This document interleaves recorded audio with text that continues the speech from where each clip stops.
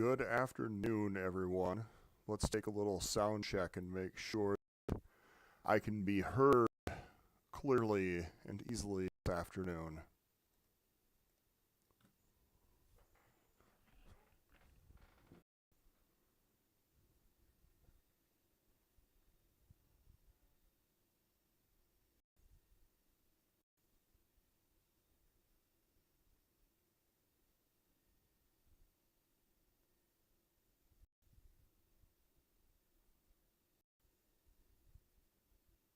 I know there's some delay to this, but hopefully we get a couple of responses here in the morning. Excellent, Dave. Thank you. So, we're going to start in a few moments here. Let's go around the room, a little poll. I see we have 16 online currently. Take a little census, see where everybody is logging in from today. If you want to put that out in the comments.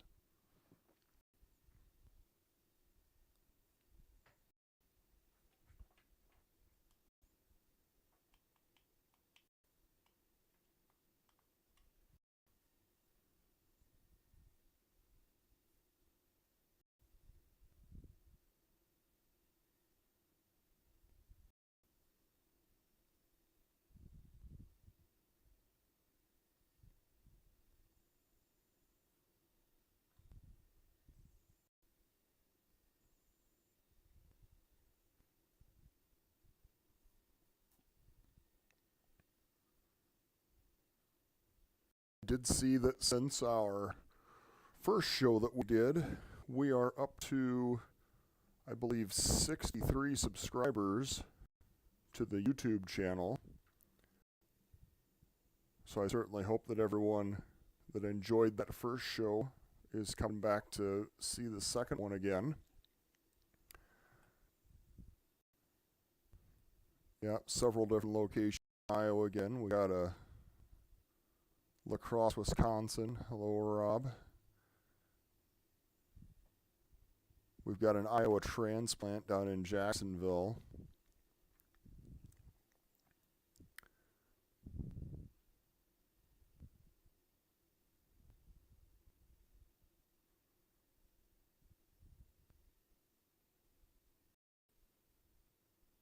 We'll give this about one more minute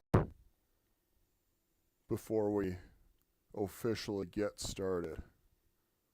Oh, we have someone in the United Kingdom watching. Well, hello from Central United States. Yes, England and the UK. I'd be fascinated to know how you found out about our presentation. If you want to send us a message later on. All right, we are showing 1300 on the nose. Let's begin. Good afternoon. My name is Tom Hogan, and I'm with the NRHS Iowa chapter. I'll be presenting our second Iowa chapter slideshow, so thank you to everybody for tuning in this second time. I would like to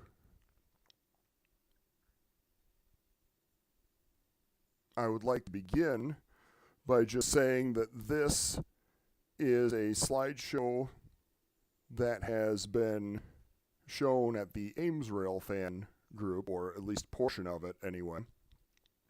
This is a truncated version. Today's show will be on the Milwaukee Road in Iowa. The Milwaukee Road, Iowa division ran from Sabula, Iowa to Council Bluffs, and at branch lines going Tumwa, Des Moines, Spirit Lake, Sioux City, Mason Junction, Davenport, and I think that's all of them. 40 years ago, this March, in 1980, the bankrupt Milwaukee Road embargoed thousands of miles of track. And some of those miles were picked up and operated by other railroads, and some of them are still being operated today. But a considerable portion of the Iowa division was lost 2 abandonments. The slideshow I'm going to present is a shortened version of the show that Dave Kroger assembled and presented at March meeting of Ames Rail fans. There is a photo credit slide at the end of the show. I worked very hard to get all the names and photo credits listed. I apologize in advance if anyone was left out. But I did make every attempt to get all photographers credited.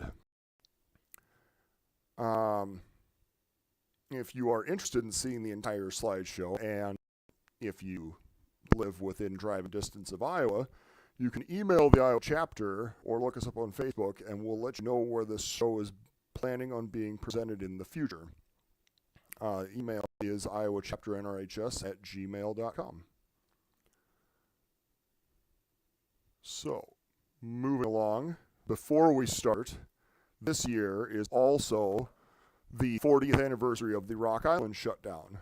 There have been several Rock Island-related events rescheduled this year to do travel requirements, availability of spaces, on and on.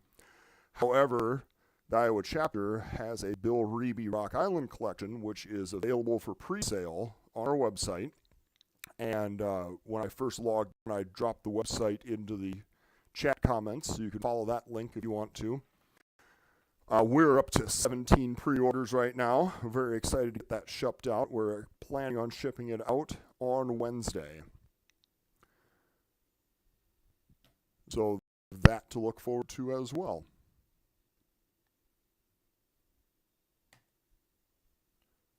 Now, on to the reason that everyone is here. The Milwaukee Road,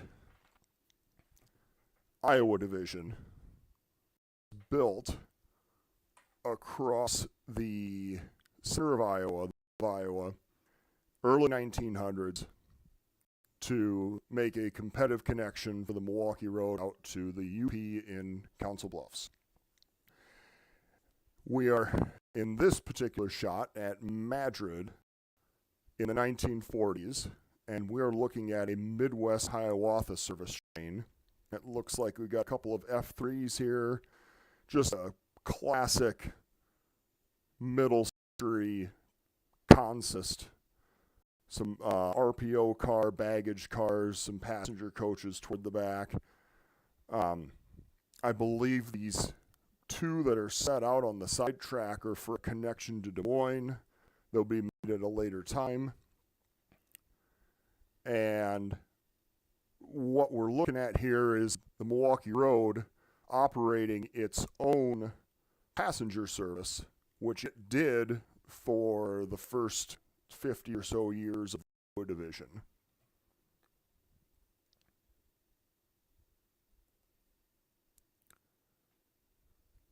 Later on, about a decade after that last shot, the Milwaukee was awarded a contract with the UP to provide passenger connection from Council Bluffs into Chicago. They got that passenger contract away from the CNW and ran pooled service with the UP for their city's passenger trains to connect into Chicago. And right here, we're at Peralta with train 104 heading east toward Chicago. Peralta is a little bit east of Marion.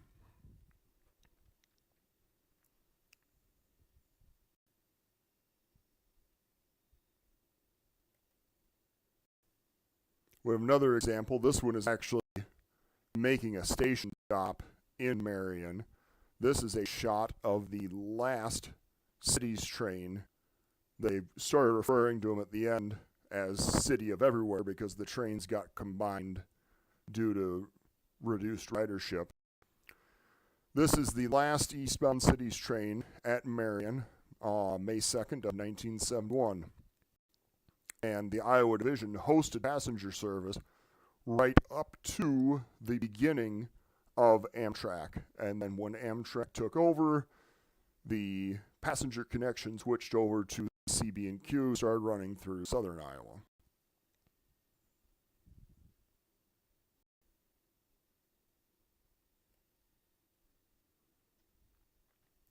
Here we have an example of passenger power that was specifically bought for that purpose by the Milwaukee Road. This is a SD45 with a passenger car body. The official designation, I think, was an SDP 45, but I could be mistaken on that. This is another city strain. The Milwaukee Road bought 5 of these, but they were painted more to a Union Pacific style of paint scheme with Milwaukee Road lettering on the side. But they had 5 of these. They were literally numbered 1 through 5, and that was their original purpose. Yes, FP45. There we go. FP45. Thank you.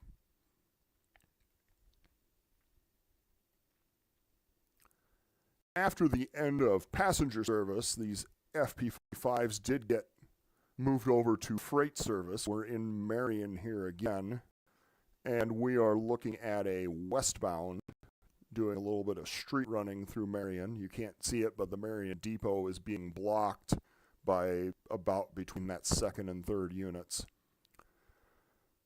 And this guy would be heading toward Atkins for a change. This is a 1974 shot, a westbound in Marion.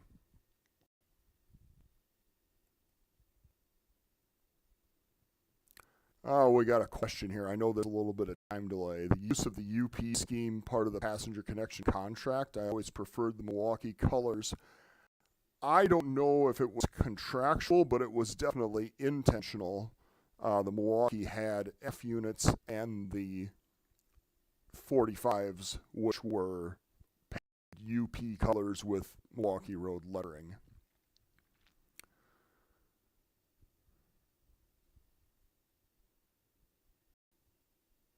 So now we're looking at actually an early Amtrak detour. This is a San Francisco Zephyr eastbound at Perry. And for whatever reason, you can see it's got some repainted Burlington power on it, some early Amtrak power, and then kind of a hodgepodge of coaches being pulled behind. And in this case, this would be an eastbound detour. There must have been some issue on the queue that they were detouring over Milwaukee Road. They did this, there's a couple examples of this the first couple of years on track, but after the track started to deteriorate, then they would detour over the C&W when they needed to, rather than Milwaukee.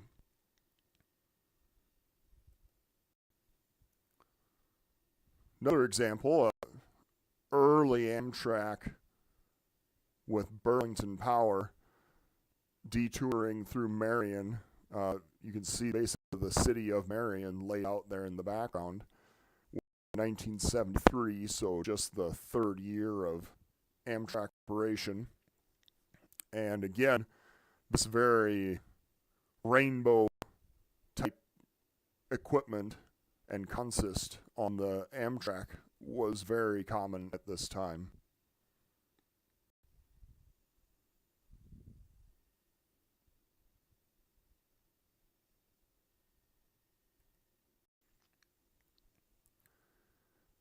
Another kind of one-off event that occurred on the Milwaukee Road. This is the movement. If you can make it out there, there's a UP big boy that is 4 deep in the behind the power. This big boy, I believe, is the one that ended up at the museum in Green Bay. And if anyone has any other information on that, I'd be happy to hear it. But this is the move. This is this big boy getting moved eastbound across the Iowa Division in 1964, going to display.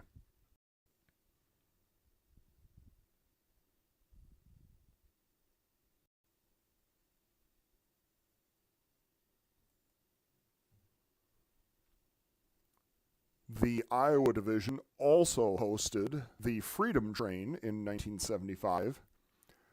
The routing over the Milwaukee Road was getting on at Sioux City, running down the branch line to Perry, and then making the connection to the Emmons-St. L, which was the C&W by this time, to operate down into Des Moines. So here we see them by the yard office in Perry, probably doing a crew change, maybe even taking on some water. But this was the Freedom Train tour in 1975.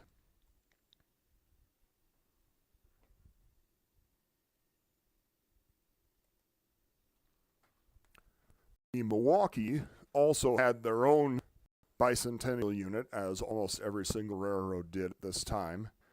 And this unit seems to have spent a fair amount of time living in and around Perry from the photos that I've seen. This is the Milwaukee 156. It is an SD40.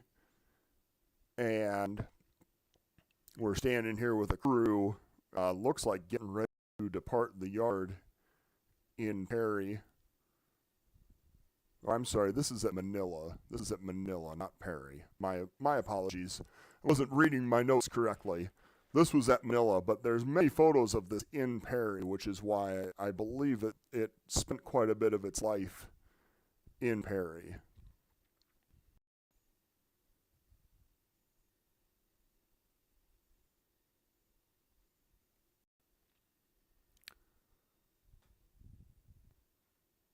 Moving right along, right here we have a picture of an operator in Savannah. You can see the CTC board behind him. This is 1984, but Savannah was the crew change point on the east end of the Iowa Division, even though it was actually in Illinois. It was the crew change point for crews going into Chicago from every direction.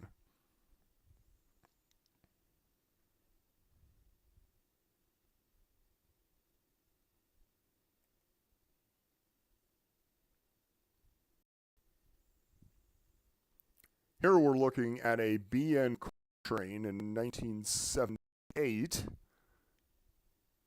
and you can actually see the Savannah roundhouse lead is in the background. The train is sitting on the eastbound main, and appropriately enough, blocking the diamond with the CB&Q.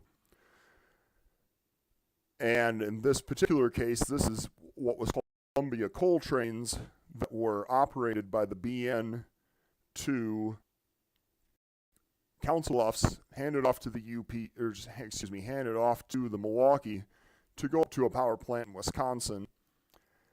And you can see there's pooled power here. Milwaukee Road and Burlington Power that was pooled for these trains.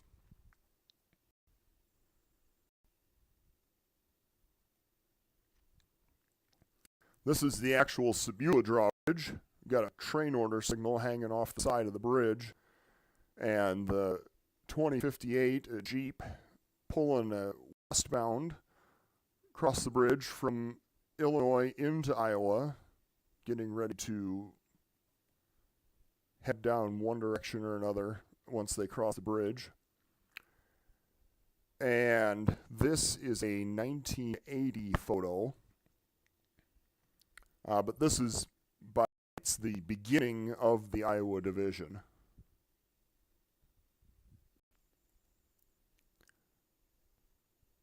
Here we've got another one of these Milwaukee coal trains, Milwaukee and Burlington joint coal trains.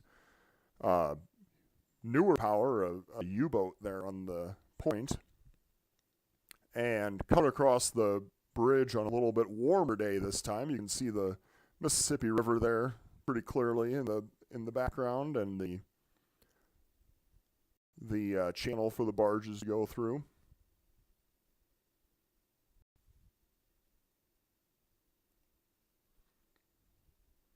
We have got an actual picture of the CTC board that was run by the Sabula drawbridge operator. On the right side, you've got in Illinois the eastward and westward mains to go to Savannah and then leading up to the Diamond with the BN.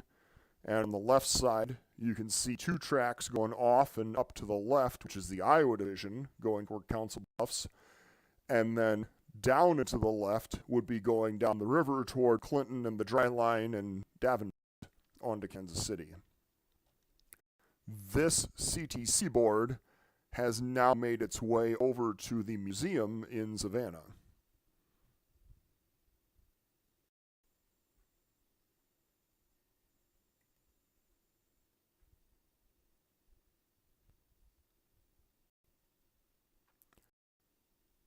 Here we have a train of 350. This is a westbound, kind of eclectic mix of power that we're going west with here. This is May of 1966. Pardon me. And this train is actually on the westbound main to head toward Council Bluffs.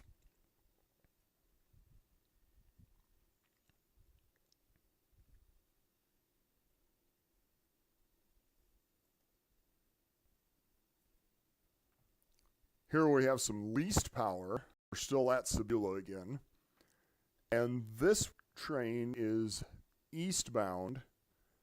And from what looks like to me, I believe this train is coming up from Davenport and getting on the eastbound main, approaching the drawbridge. I believe I can see that that is coming off of the far track down there in the background, but yes. I believe this is an eastbound coming up to the drawbridge off of the line from Deer Creek and Nahant and Clinton, that direction.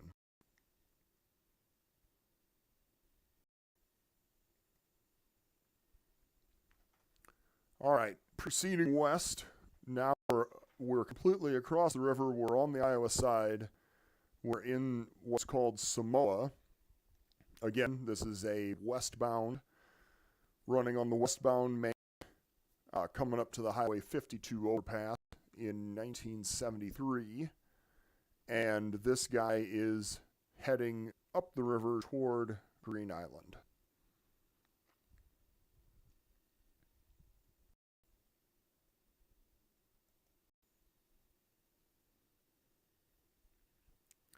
Now, this is a shot of the Green Island Depot. This is 1975. And there's an awful lot going on here. We're going to take a second and walk you through some of it. You've still got a nice brick tile passenger platform right down through the middle of the two mains. So the train is on the eastbound main coming from Council Bluffs. And there is what looks like, there's cars for sure. It looks like it may be a westbound heading down the westbound main in kind of the center background of the picture. And then you can see going off to the right, there's actually the main line to Dubuque and then the siding for the main line going to Dubuque that both go curve around off out of the picture toward the right. Green Island was the junction where the Council Bluffs main and the main line to Dubuque and La Crosse came together and ran down to Savannah.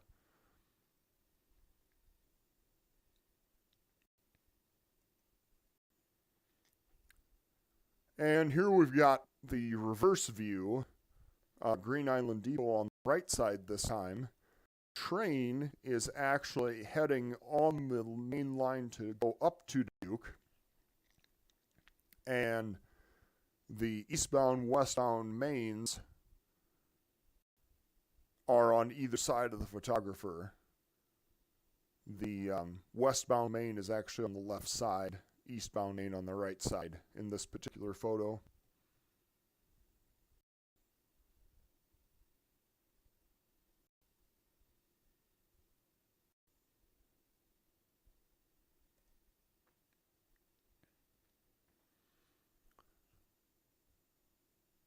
As we continue to move west, this is the spot called Peralta again. This is a set of leased power, which the Milwaukee navigated several financial difficulties through the 70s. They ended up with several sets of leased power, and this is 1979. And the train is a 106 train that was making round trips from Savannah out to Marion and back. And we are looking at some high-nose SD9s in this particular photo.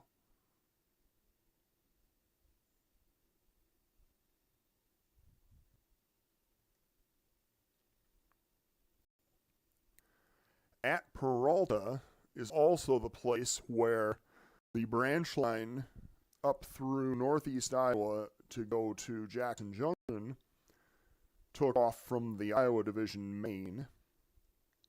This is a local working the Monticello branch for the last time.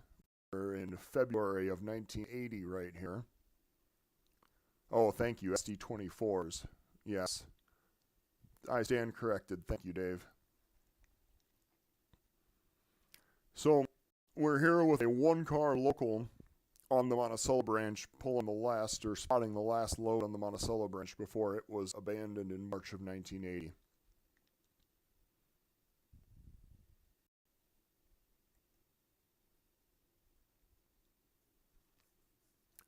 As we continue west, we are now at Marion, 35th Street in Marion. We have a westbound coming into town. And you can see that we're in 1977 here, and the track is starting to deteriorate a little bit. Still running through trains on the Iowa Division, but this is getting toward the end of the through train operation.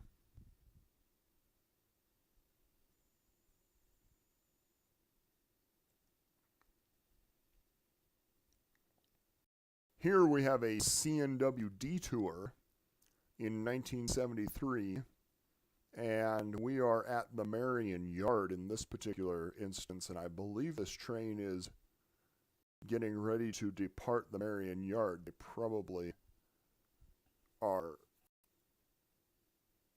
Gosh, there's just so much power back there. I can't tell for sure what all is back there, but there's 5 motors back there.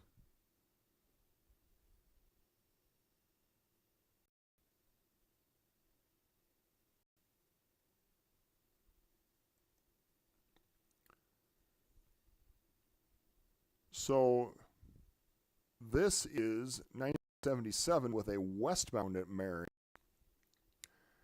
This is a 221 train, which was a direct connection with the UP. And we have the UP power up front, which if we wanted to chime in on this one also, I believe that this was pooled power that the UP provided for some of these trains. We got some auto frames, just a beautiful green pickup down there in the foreground. Like to see that. But yes, classic 1977 scene here. The Marion Passenger Depot and Yard Office also in the background, right behind this, behind the second unit.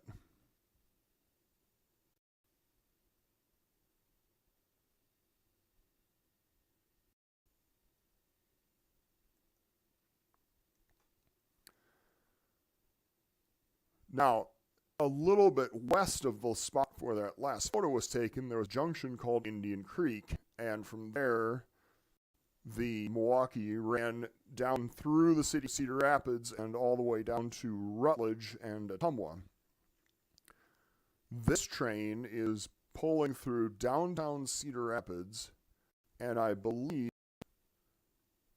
that this is actually a local or road train that worked the Cedar Rapids to Rutledge branch. And then we also have a CNW switcher here in the foreground as well. The CNW would have been up in downtown Cedar Rapids switching their customers at the same time.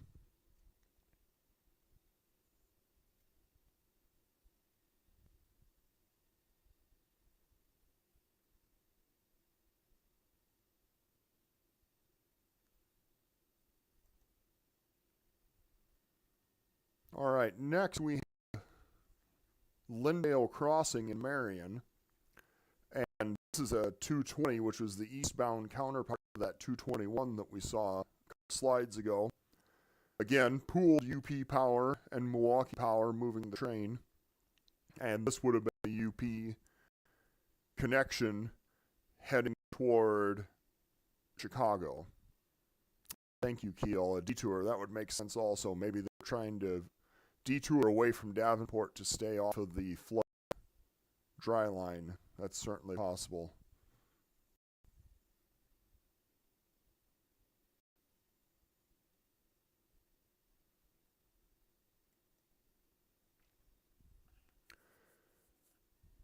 Next, we're at the Cedar River. Now, I can't say 100% for certain, but I believe the photographer in this case is standing on the Rock Island right away, shooting the Milwaukee. And this is actually also very close.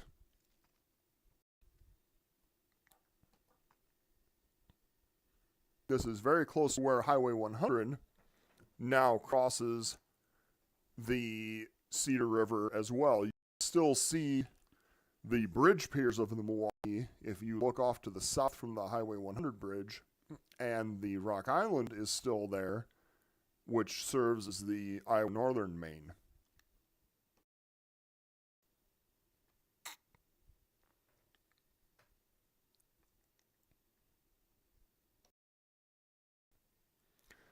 Continuing on, we have now made it to Covington.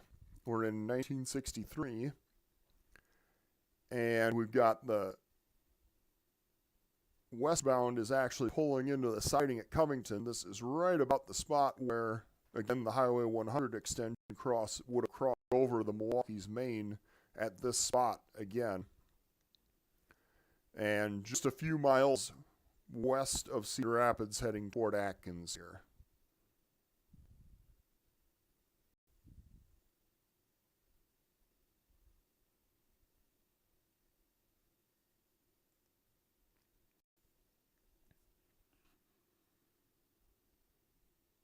Next up, we have another shared power with the Burlington coal train. This one is changing crews at Atkins, it looks like. Atkins was a spot that served sometimes as a crew change point, sometimes as a run-through. The Milwaukee seemed to always want to get crews to operate from Perry all the way to Savannah, but it wasn't always possible due to the track conditions, and I know that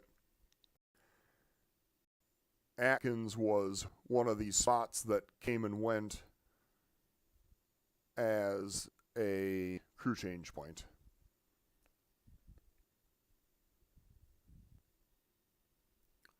The Atkins, actually two mains from Covington to Atkins, one track was removed in 1964. Got it. Yeah, so I know that there was a time, right, when the entire Iowa division was double main, and then they cut it back. In some places, they considered a main and a siding. In other places, it was considered two mains. And I'll admit, I don't know exactly all those spots. But, yes, thank you for the clarification.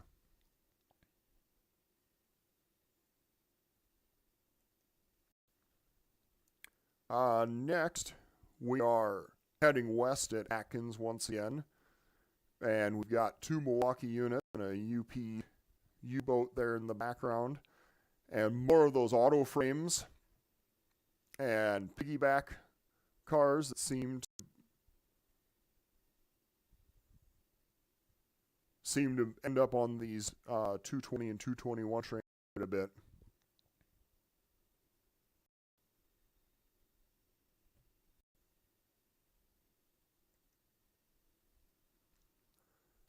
Continuing west, we're at Van Horn now. This is a 220 train eastbound, but with no UP power. It still has those piggybacks up there on the head end. And it looks like we've got three Jeep there on the head end, it looks like. Yes.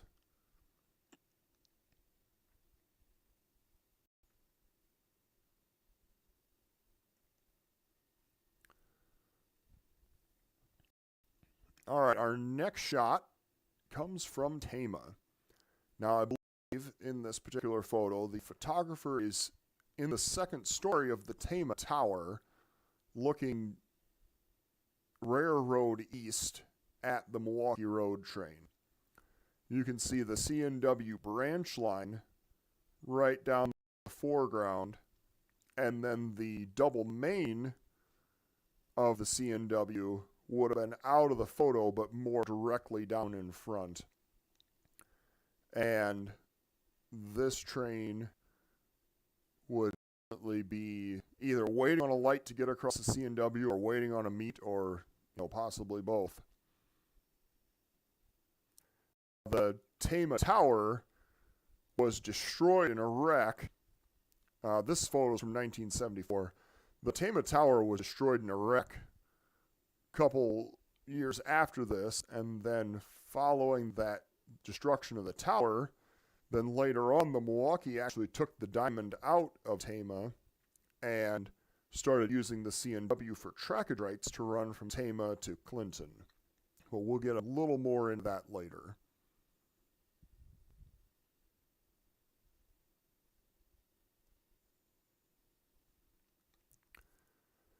Now we're at the Des Moines River Bridge.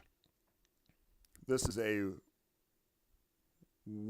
west end of the Des Moines River Bridge in 1970. The Milwaukee actually had a massive project to replace this bridge.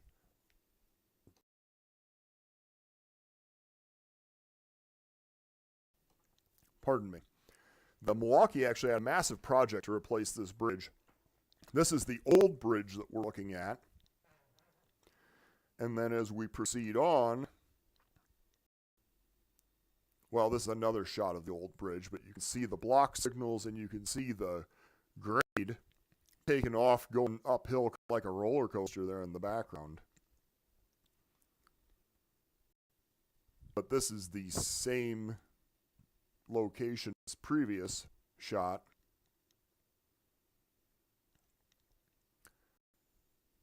And now this is looking at the new bridge that was replacing the Des Moines River Bridge near Madrid. This is 1973, after the bridge replacement was made. This was one of the very last capital projects that the Milwaukee Road actually took on, because it was only 7 years after this that the majority of the Iowa division came completely out.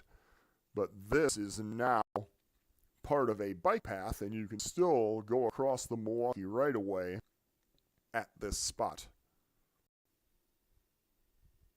Yes, the Saylorville Dam project is what caused the need for replacing the bridge. That's correct.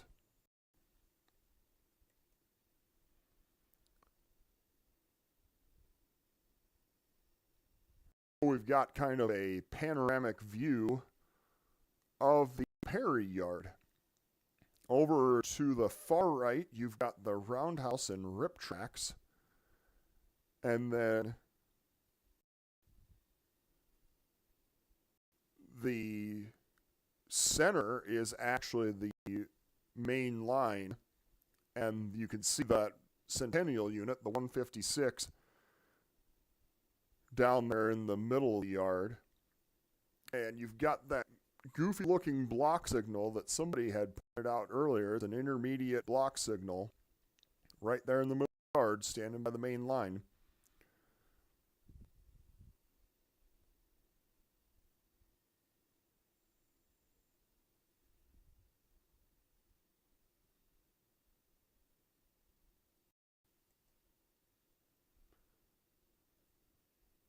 Perry was the headquarters for the Iowa Division, and the dispatcher's office was also located in Perry. Now, I know that this is a little bit crowded, but this is the CTC board for the entire Iowa Division. On the top right is Green Island, and then you can look across to the middle right. You can see Marion and Indian Creek and the branch down to Cedar Rapids. And then on the top left, you've got the Tama Tower, Pickering, Collins, Melbourne. And then in the bottom right, you've got the squawk box for the dispatcher, as well as another shot of the main line coming up to Perry. And then the bottom center photo, which is the Templeton, Dedham, west end of Perry. And then the far left, which is the remainder of the main line out to Council Bluffs. So the Milwaukee had an entirely CTC operation from one end of the Iowa Division all the way to the other. And long passing sidings, sections of double main, as was pointed out earlier, and it all went by the wayside.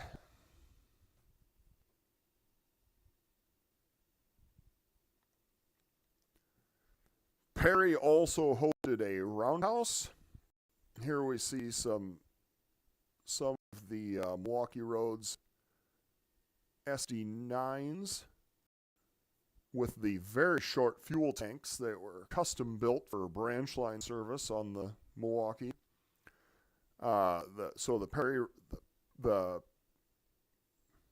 yard at Perry also had roundhouse. It was a division point, crew change point, and crews operated out of Perry out to Council Bluffs, operated down to Des Moines, operated the line up to Sioux City, all out of Perry. And then also the branch line that went up to Spencer as well.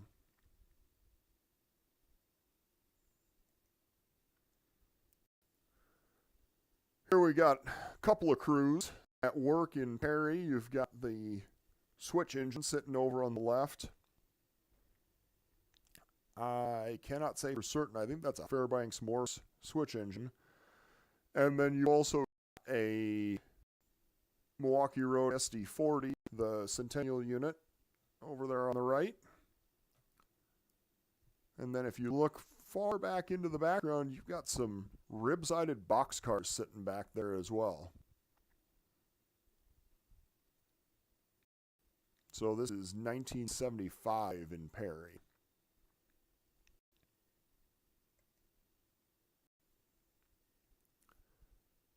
And here we're looking at another one of these customized signal mess. And we're actually in the cab with a high green ready to depart Perry. Looking at the main line. So this is 1972, and you can see from this shot the main line is still in pretty good shape. The yard tracks are pretty well maintained. Everything is still being operated pretty normally at this point. But it's not going to take too much longer before things start going downhill. Here we crew change in Perry. Some of that run through UP power again. UP liked giving out those U-boats to run across the Iowa Division. And the Perry switch engine sitting over on the left once again.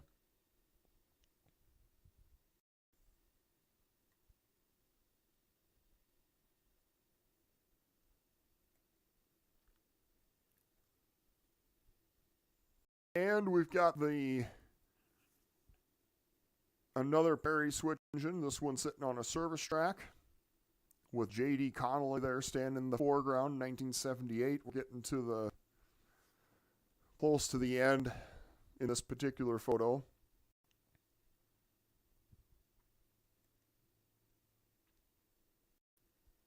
And a little bit further west, we're at Herndon now, 73. This is, train number 73. The photo's from 1972. Get myself confused.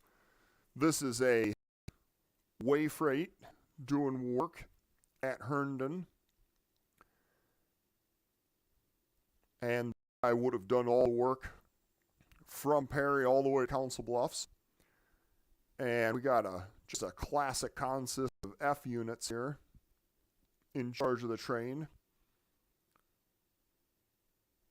Got a brakeman hanging off the side, probably giving hand signals to the engineer.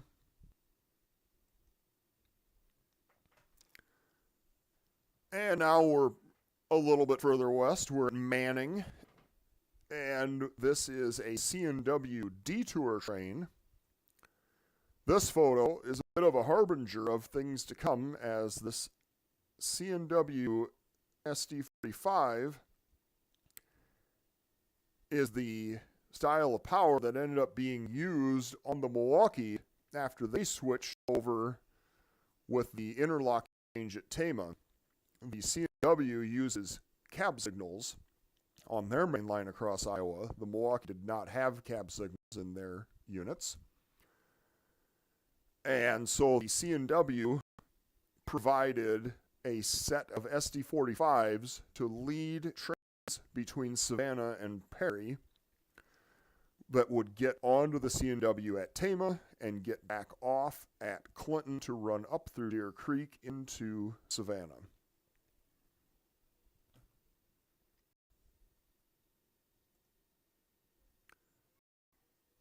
Here we're at Manila. You can actually see the Y for the branch line going up to Sioux City there in the foreground.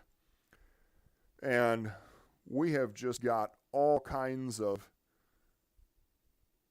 there's a SD40 and then a G30, but it looks like it might have some custom trucks under it.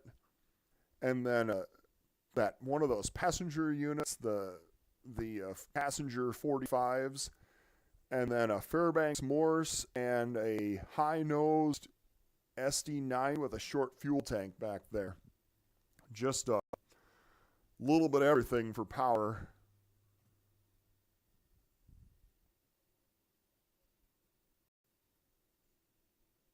On this particular train. Thank you, Keel. 8 SD45s and 2 FP45s, and those were the leaders that the Milwaukee used for the detour trains.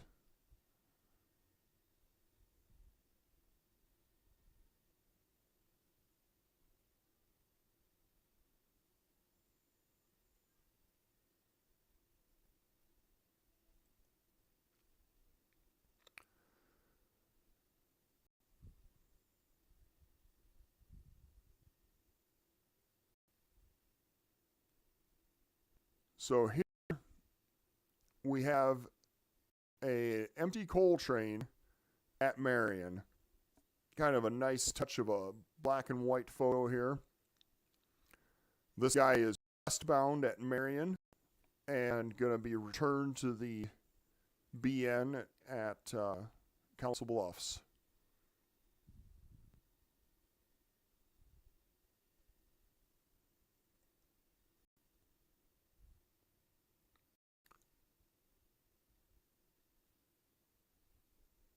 This is another C&W detour with a pair of SD45s again. This C&W 966, I believe, is an engine that ended up in that pooled service that we were talking about earlier with the C&W power that was leading the Milwaukee trains over the trackage rights.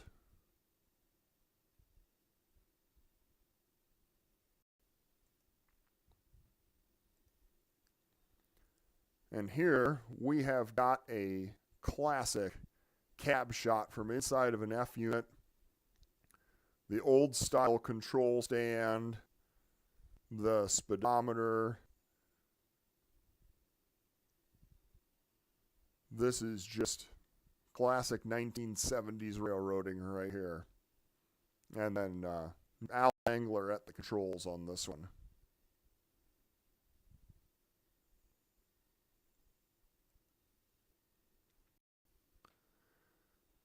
Now, after the Tama interlocking was taken out or replaced, the Milwaukee started operating round trips. Well, they weren't round trips, but they started operating strictly from Savannah to Marion to serve their customers in Cedar Rapids. And there were typically F units assigned to this service. And here we have one of the crews making these trips. Now, from Marion to Savannah was, I'm trying to remember the exact number of miles, but by the time that the track was in such bad shape, it was mostly 10-mile-an-hour track, and it took the crews almost their whole days to make the trip one way. And with any sort of work or making a meet on the way, it was just, it was just barely enough time for them to get from one end to the other. And here we have a track clearance showing all of the different restrictions. And you can see 10 mph for the vast majority of this track.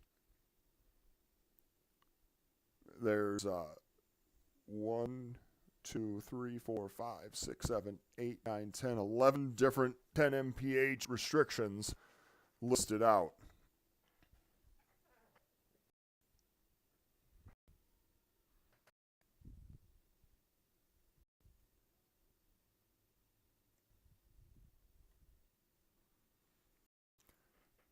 So, at the very end, now you're starting to see the track structure degrade.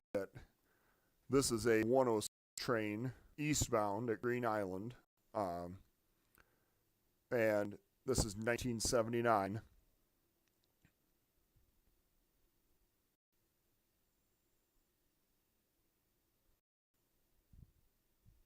Yes. Well, yes, thank you, Dave. That is from before the switchover, but it was just trying to give an idea of how bad the track condition was getting even at that time. Yes.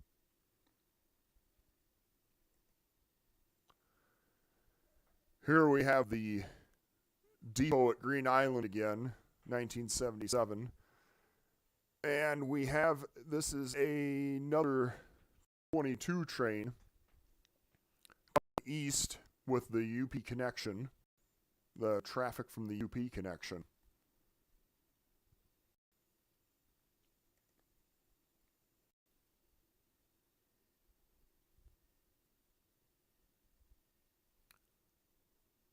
Here we have a 1979 shot. We've got quite a bit of power in the consist. 6 units it looks like back there. And this would be westbound at Green Island again.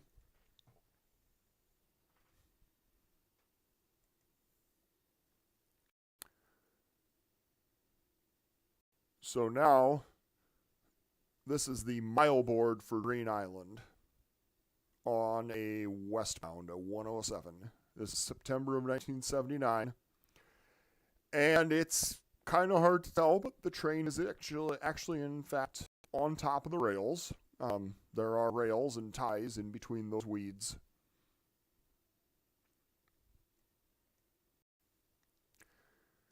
Here we're looking at Delmer, the siding at Delmer, and looking eastbound from Cab. We're still operating CTC, but we're doing the vast majority of it at 10 mile an hour now. And this train is east on the main at Delmer.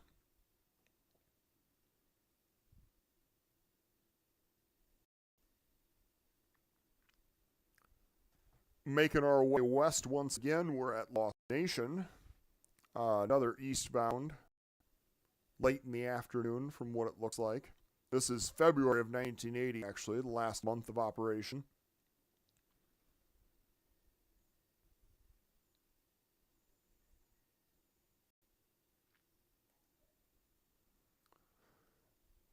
Next, we're at Oxford Junction, and now this is something that I believe, what I've been told, that the meets between 106 and 107 would frequently happen at Oxford Junction, and so the crews would stop here and get their beans during this trip from Savannah to Marion.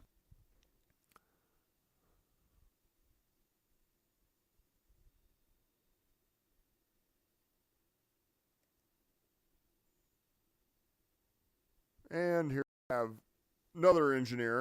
You can imagine getting a cab ride from Savannah to Marion and spending all day doing it, taking photos. It would have been very easy to chase the train because it's only going 10 miles an hour. And just the differences between doing this 40 years ago and what would happen if you tried to take a cab ride on a Class 1 railroad today. They would just chase you off immediately. It wouldn't even be a conversation.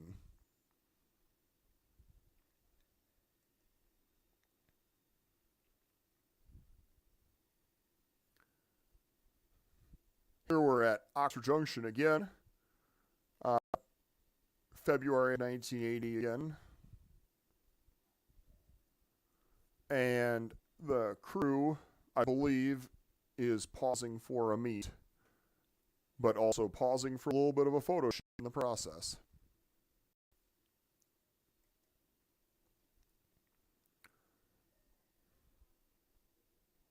Now we're at Olin on the curve, coming into Olin.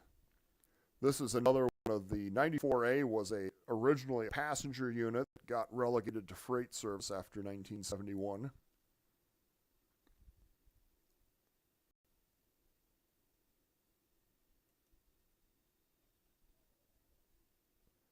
And then a little bit further west, and we're at Martel. And again, I swear that train is on rails, even if you can't see them.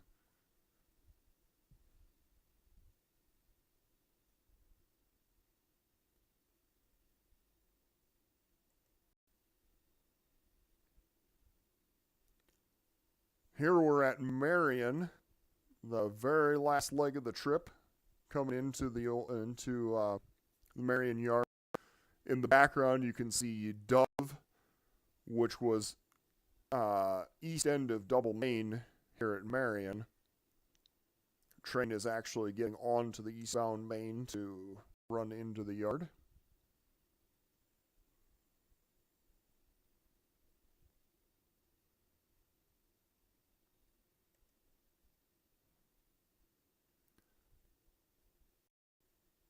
And in this case, we have I said eastbound. That last one was a westbound. This one is the eastbound. Let me correct myself. Here we have the eastbound, and he is actually right on the wrong main, but heading out of town.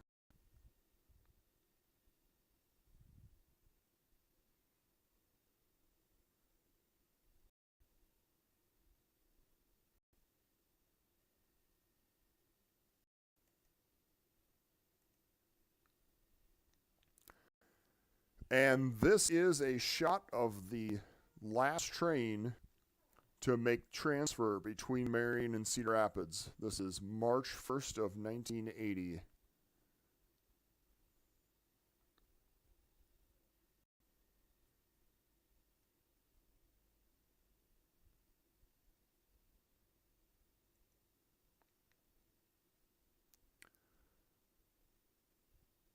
So this is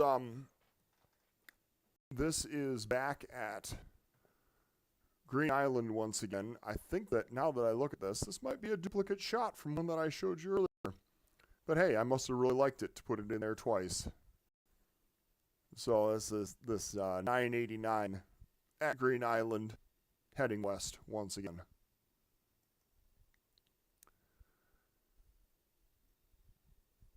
And here we have another one of the, I'm not sure if this is actually, I think this is a BN coal train. I can't really tell what that head car is there inside the bridge, but it's interesting to me that it's got the power sliced together, a BN, then a Milwaukee, then another BN, then another Milwaukee.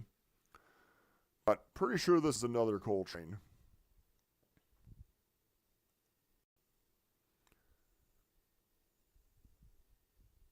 And we have another operator at the Sabula drawbridge. This one is Rich Marburger.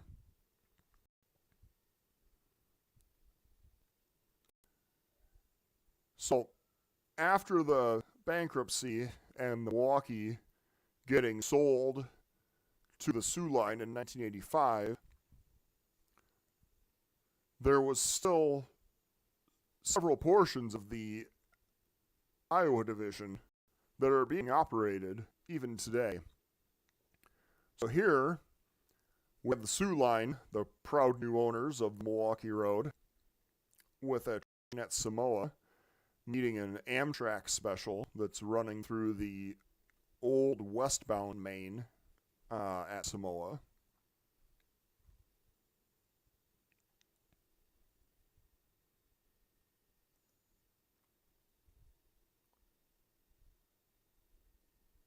Eventually, this got split to a regional. The IMRL and then later the IC&E operated from Savannah to Chicago and from Savannah up through the branch lines, northeast Iowa, out through Mason City, up to St. Paul, and down to Kansas City.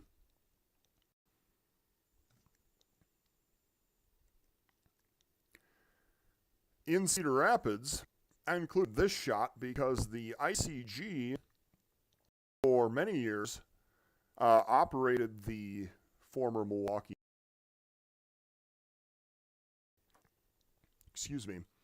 Operated the former Milwaukee. They built a connection in northeast Cedar Rapids onto the Milwaukee main line and operated over to Marion.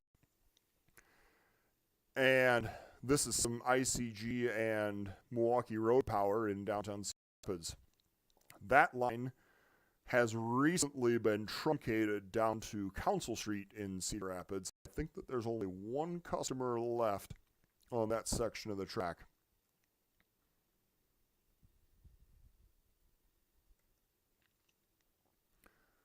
The Krandic also ended up operating some Milwaukee Road track. This Krandic train is coming over the C&W Diamonds at Beverly. And you get to see the Beverly Tower there on the side. The Cedar Rapids and Iowa City operated all the way down to the Amana colonies for a while. And so this section of the branch line to Ottumwa from Cedar Rapids down to the Amana colonies has survived even today. And the Iowa Interstate is actually the current operator. They have a yard in South Amana. They've built a connection onto the Milwaukee, and they continue to operate it to this day to get up into Cedar Rapids and interchange with the Cedar Rapids and Iowa City. Here's another shot. This is the Milwaukee Road depot in the Amana colonies with another Iowa Interstate train past.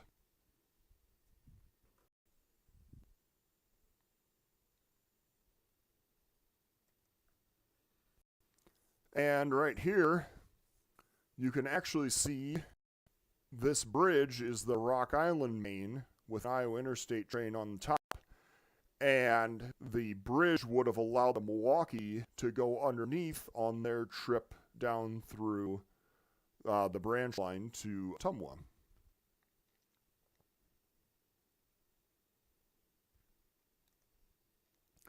The other section of the Iowa division that has survived is the very west end from Council Bluffs to Bayard, which is being operated by BNSF.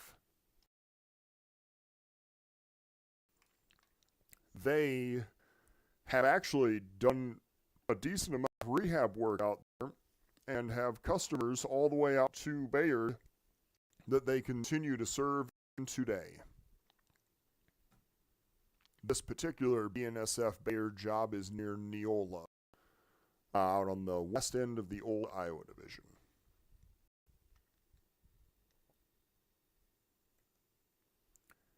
So, the photo credit slide, I promised you I'd bring it in.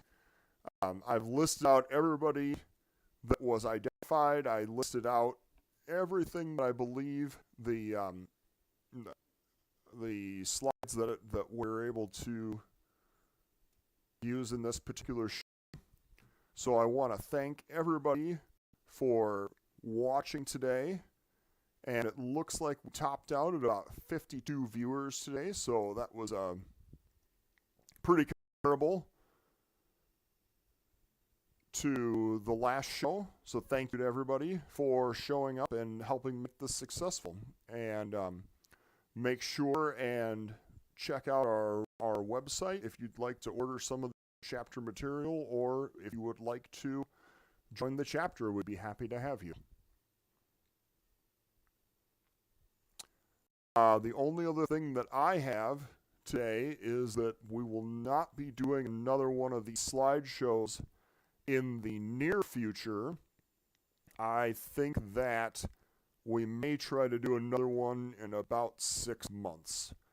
But in the short term, thank you everybody for watching, and we will send out more information at the point where we decide to do another show.